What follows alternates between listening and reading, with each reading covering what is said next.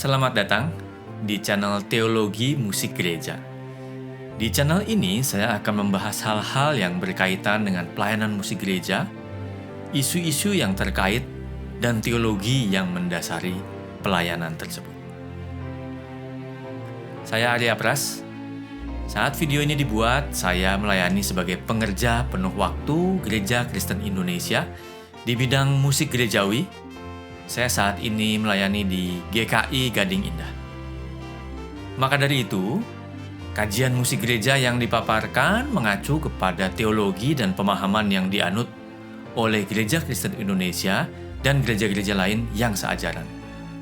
Dalam bahasa musiknya, gereja-gereja yang nyanyian ibadahnya memakai kidung jemaat, nyanyikanlah nyanyian baru, pelengkap kidung jemaat, kidung keesaan, dan buku-buku lainnya yang diterbitkan oleh Yamuger dan Sinode GKI. Selamat menikmati. Dalam pelayanan musik gereja, saya sering berhadapan dengan banyak pertanyaan. Terutama pertanyaan yang bersifat boleh atau tidak. Boleh nggak genre musik tertentu dimainkan di ibadah gereja? Boleh nggak pakai alat musik tertentu di ibadah gereja? Boleh nggak pakai intro lagu-lagu populer untuk ibadah gereja? Batasan musik gereja dan pedoman-pedoman apa yang harus diikuti seorang pemusik dalam menjalankan atau melaksanakan tugas di bidang musik gereja. Untuk menjawab itu semua, mari kita mendasarkan pembahasan kita kepada dasar yang utama, yaitu Alkitab, yang dikaji menurut teologi yang dianut oleh gereja tempat saya melayani. Untuk menjawab pedoman mengenai pelayanan musik gereja, maka kita bisa mengacu kepada pelayanan kaum Lewi yang pada zamannya beberapa tugasnya adalah sebagai pelayan di bidang ibadah dan musik. Catatan mengenai hal ini terdapat di kitab Tawarikh, Bilangan, dan kitab-kitab lainnya di Perjanjian Lama. Salah satu dasar sikap dan tindakan seseorang atau sekelompok orang adalah jati diri orang atau kelompok tersebut. Maka dari itu, saya akan memulainya dengan pembahasan mengenai jati diri kaum Lewi dan bangsa Israel. Kaum Lewi adalah kaum terpilih dari bangsa yang terpilih.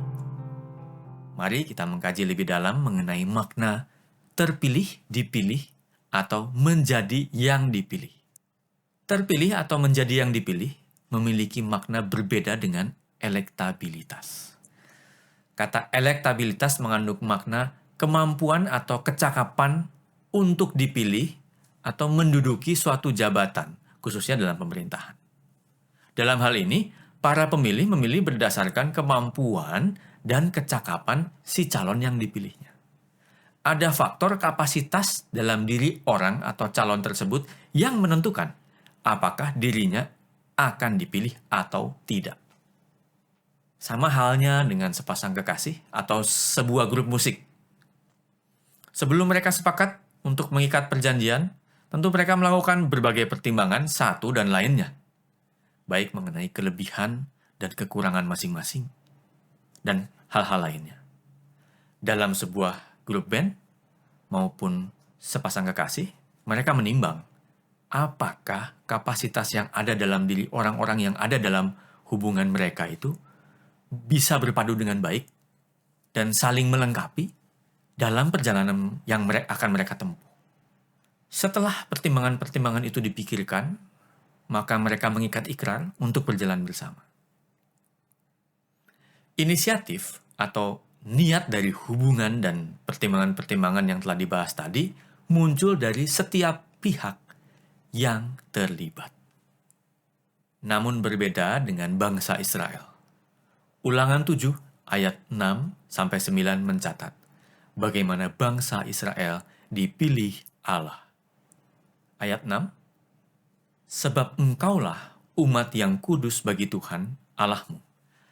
engkaulah yang dipilih oleh Tuhan Allahmu dari segala bangsa di atas muka bumi untuk menjadi umat kesayangannya. Ayat 7 menerangkan alasan dari dipilihnya bangsa Israel. Bukan karena lebih banyak jumlahmu dari bangsa manapun juga, maka hati Tuhan terpikat olehmu untuk memilih kamu. Bukankah kamu ini yang paling kecil dari segala bangsa?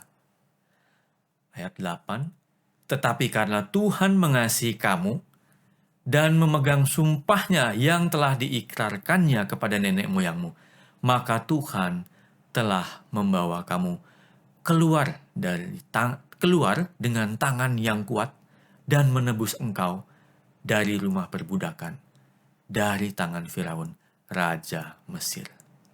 Ayat 9, sebab itu haruslah kau ketahui bahwa Tuhan Allahmu, dialah Allah yang setia, yang memegang perjanjian dan kasih setianya terhadap orang yang kasih kepadanya dan berpegang pada perintahnya sampai kepada beribu-ribu keturunan. Israel dipilih bukan berdasarkan kapasitasnya. Lebih lanjut lagi, inisiatif dipilihnya Israel berasal dari Allah sendiri. Sementara itu kaum Lewi adalah bagian dari kaum Israel yang dipilih Allah untuk menjalankan tugas peribadahan maupun tugas pelayanan musik di bait Allah dan tabut perjanjian. Kita bisa lihat, Bilangan 3 mencatat, inilah sejarah keluarga Harun dan Musa ketika Tuhan berbicara kepada Musa di Gunung Sinai. Ayat 5, Tuhan berkata kepada Musa, bawalah semua orang dari suku Lewi ke hadapan Imam Harun. Mereka akan membantu Harun. Ayat 7, mereka akan membantu Harun mengerjakan tugas-tugas dan membantu seluruh umat Israel di kemah pertemuan saat mereka melayani di kemah suci. Mereka harus mengurus semua perlengkapan kemah pertemuan dan memelihara umat Israel saat mereka melayani di kemah suci.